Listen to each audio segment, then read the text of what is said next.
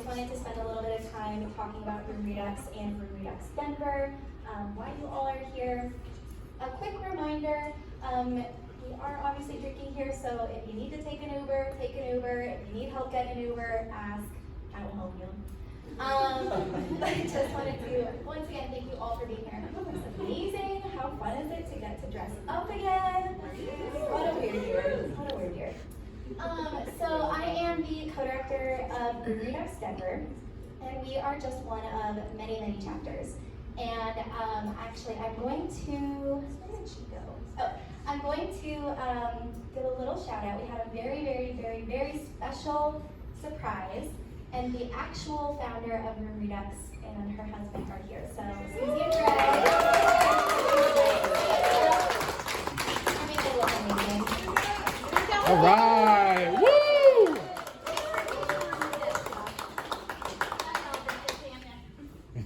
Awesome. So to share a little bit about Room Redux, what I'm going to do is just kind of share about who we are, why we do what we do, how we do what we do, and what you can do to help.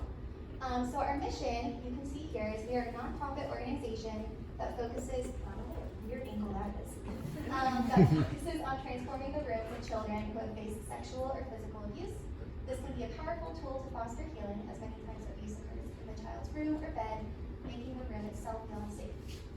As a result, children may stop sleeping, start acting out, or may become depressed, avoiding their room entirely. Through donations and grants, Room Redux fully transforms children's rooms so they can feel comfortable and safe. And we believe a new room equals a new start. And so, before we jump into all Room Redux, I wanted to take a little trip down memory lane to any Psych 101, general psych class, high school, college, master's, a YouTube video that you may have seen, and talk about Maslow's hierarchy of needs. The more and more that I have been involved with Room Redux and working with Room Redux Denver, the more and more this really has been kind of popping out in my brain. Just saying a lot. It starts with your basic needs, and then as you achieve those needs, you're able to move up into the higher, best version of yourself. So if you look at the bottom, that's obvious. The physiological needs are our basic needs to live. Air, food, water, shelter, a safe space, sleep, clothing, and reproduction. And then as you move up, you get into your safety needs. So a safe home, personal security, resources, health, property.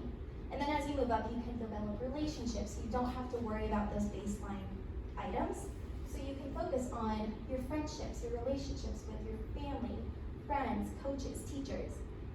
Then that turns back into your relationship with yourself. So higher self-esteem, self-respect, recognition, all for the overall common goal of becoming our best versions of ourselves and being able to work on that with ourselves.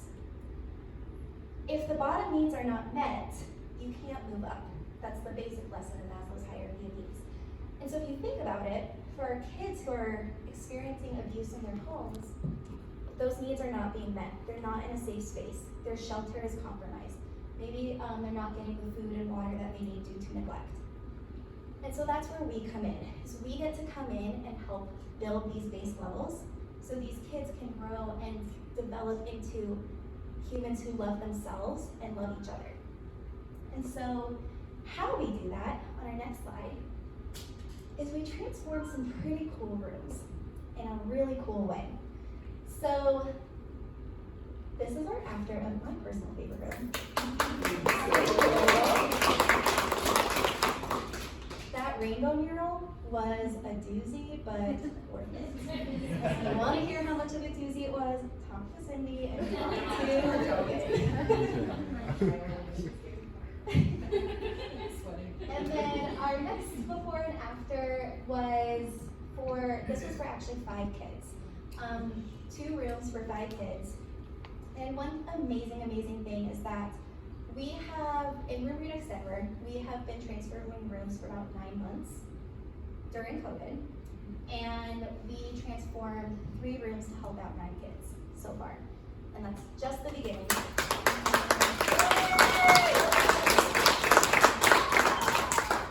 So this room was for our last transformation, Reach for the Stars. This is the before, the after. Yes.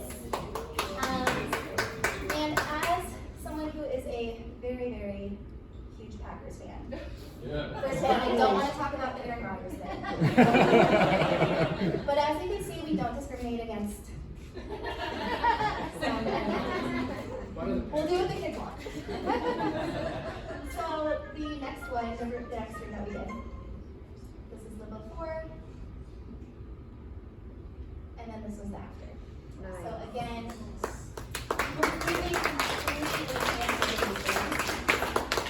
and so the way that we do this, and just to kind of give you some background on the prep and the lead up for the day, is we'll get a nomination from a counselor, a teacher, a caregiver, and we work with the nomination. We set up kind of an intake meeting, and we get to know kind of the kids, the family, the story for how much they're wanting to share.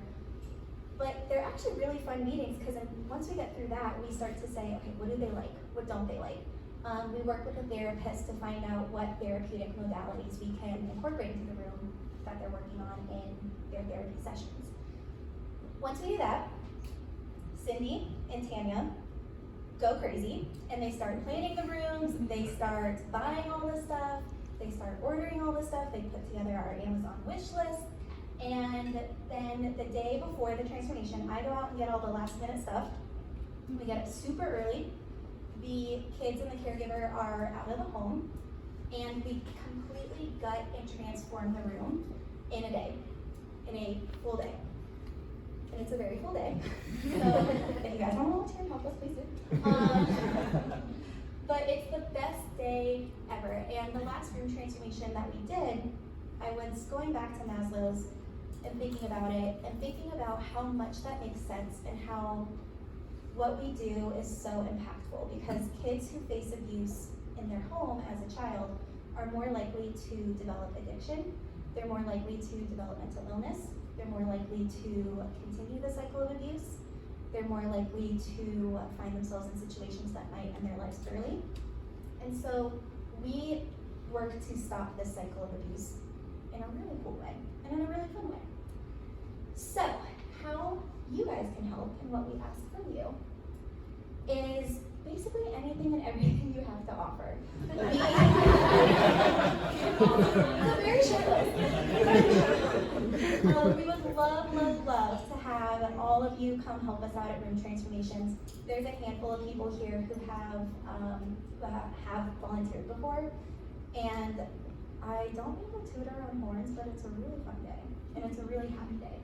So sign up to volunteer, even donate your skills to Room Redux. We have an artist who donates some custom pieces for us.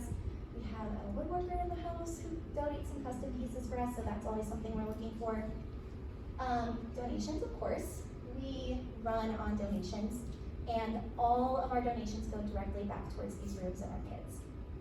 And then the last thing, and honestly the most simple thing, is just share our message and share us on social media. Follow us, post about us. If you're sitting here and you're like, oh my gosh, I know the perfect person who would love to get involved with this, please, I promise I won't get mad at you. Take your phone out right now and text them. And then say, please come here right now. There's still plenty of fun to be had. But really, any ideas, any way you want to get involved, please find me, any of our board members, advisory board members, and we will be happy to find a spot for you. Do you have a website? We do. It is on our guards, so I'll give you one. We'll also be on the slideshows. Yeah. To kind of start the wrap up, because I know everyone's excited to get some more drinks, get some gambling going, I wanted to say a huge thank you to my advisory board. We have Meg Carson, she does our community outreach. She's we have Michael Tasker as well, who will be co-chairing with Meg and working on community outreach. We have Logan Lemka, he's our volunteer coordinator. I was talking to some girls earlier, I think, yes, they want to volunteer. Talk to me. We have Tammy Lawrence, my co-director. Cindy Marquez, she's editor. Erica Howard, who wasn't able to be here here tonight, but she's our community relations coordinator. Serena Kononovich. She is our social media queen. She does all of our social media posts, our marketing. She's amazing. And then wanted to also shout out a very special volunteer. He's helped us out a lot. We call him Bryce the Builder, because he's very good at what he does. We do have our room transformation coming up, and he's not going to be there, and I really don't know what we're going to do. So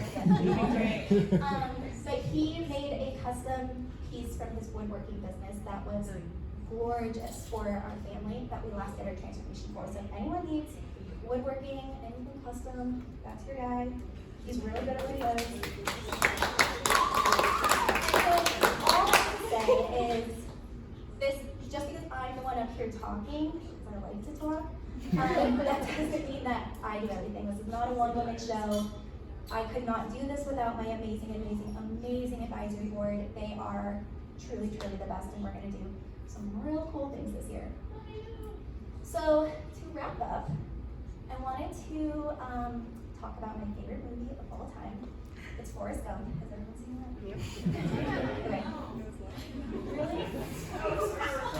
See, I was nervous for that because I'm usually that person, and I was like, am I gonna have to give the whole spiel? I'm not gonna watch it. But in the beginning of the movie, when Forrest Gump and Jenny become friends, they're peas and carrots, they're hanging out, they're having a good time, and Jenny takes Forrest to her house for the first time. And we see in that scene that she comes from an abusive home. And her dad runs out and is chasing her, and she runs out with Forrest into the cornfield, and she says, "Pray with me, Forrest. Dear Lord, make me a bird so I can fly far, far, far away from here." And I just watched this movie and I thought, oh my gosh, how many of our kids that we've helped, how many kids in our community that we haven't gotten to help have said something like this? How many kids have experienced this need to want to fly far away? So that kind of made me emotional. Not hard to do. But then at the end of the movie, when Jenny comes back and Forrest is all grown up and they're all grown up and he's living in his mom's house, she comes back and they go to the house again. And she comes to the place where she experienced all this trauma, and she breaks down and she starts throwing stones and rocks as hard as she can at the house.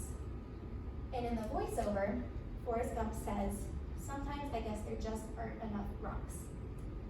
And I thought, how cool that Room Redux and Room Redux Denver were throwing some rocks into this system in a really magical, healing, impactful way. And it made me so proud and excited of what we've done and what we will do. And so my ask for you tonight and at Room Transformations and when you volunteer with us is to throw rocks with us Room Redux style.